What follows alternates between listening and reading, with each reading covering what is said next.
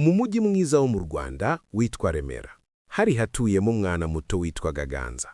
Ganza yakundaga gukina n'inshuti ze, kwiruka no gufasha ababyeyi be kuvomera akarima k'imboga kari inyuma y'inzu yawo. Umunsi umwe nimugoroba, Ganza yajyanye n'abandi bana kuvoma amazi ku mugezi muto hafi y'umujyi. Uwo munsi amazi yari menshi kurusha ibisanzwe, kandi umuyaga wahuhaga cyane mu biti. Ganza yumvise umutima we utera cyane, aratinya.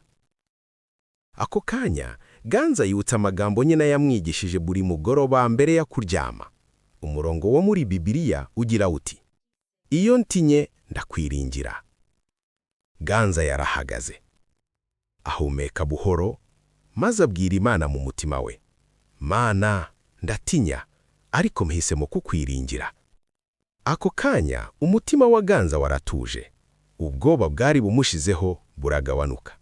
Yafashe ukuboko kwa mugenzi we, bareba aho banyura neza, basubira mu mujyi amahoro, nta kibazo bagize. Kuva uwo munsi, Ganza yamenye kugutinya ari bisanzwe ku mwana, ariko kwiringira Imana bituma umutima ugira imbaraga.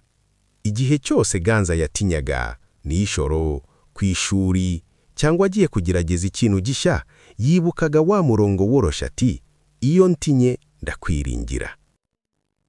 N'abandi bana bo muri Remera bigiye kuri Ganza, bamenye ko kwiringira Imana bimeze nk'izuba riza nyuma y'imvura, bizana amahoro n'ubutwari niyo ubwoba bwari bugerageza kuza.